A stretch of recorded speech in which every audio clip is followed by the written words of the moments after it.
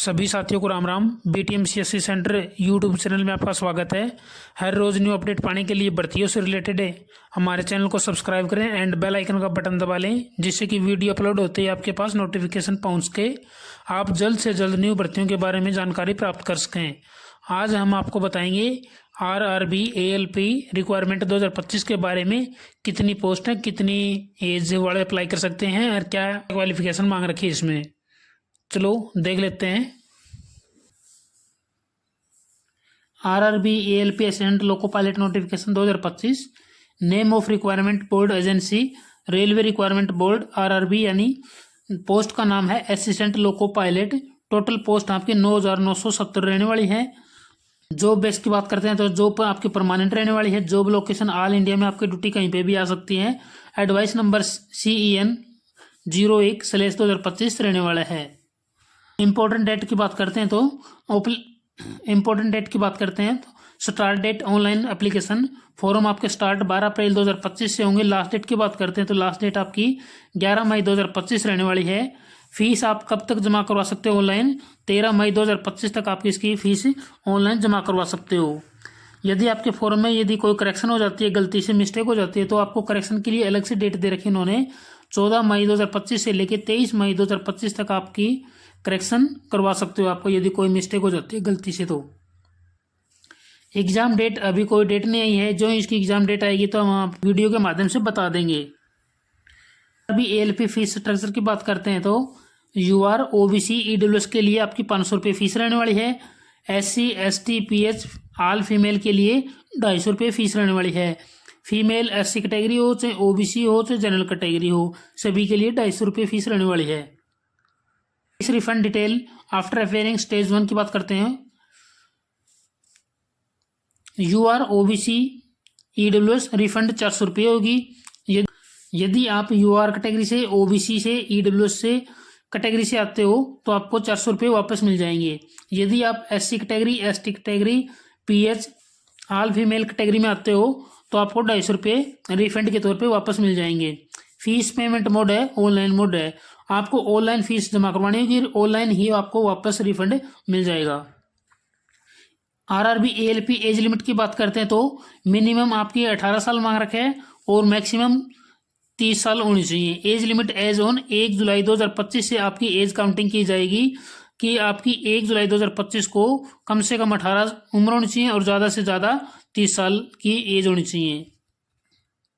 As per government rule, जैसे कि आपको पता है OBC को 3 साल की छूट सेंट्रल सरकार देती है और SC को 5 साल की छूट देती है और ST को 5 साल की देती है। तो ये छूट आपकी 18 से 30 साल के अलावा रहेगी।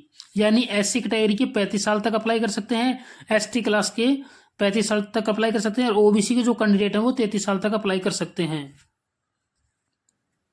RRB ALP 2025 vacancy detail education qualification की बात करते हैं तो एजुकेशन यहाँ पे दिखा रखे, टोटल पोस्ट नेम यहाँ पे दिखा रखा है। क्वालिफिकेशन की बात करते हैं तो इसमें मैट्रिकुलेशन ITI होनी चाहिए आपके पास, NCVT हो चाहे SCVT हो। कौन कौन सी ट्रेड दे रखी हैं ये इसमें दे भी रखा है, जैसे फिटर है, इलेक्ट्रीशियन है, इंस्ट्रूमेंट है, मैकेनिक है, मिल राइट है, मेंटेनेंस मैकेनिक है, मैकेनिक रेडियो TV है, electronic mechanic, mechanic motor vehicle, wireman, tractor mechanic, armature, coil winder mechanic, diesel, heat engine, turner machinist, refrigeration and air conditioning mechanic और matriculation SLC plus course होना चाहिए।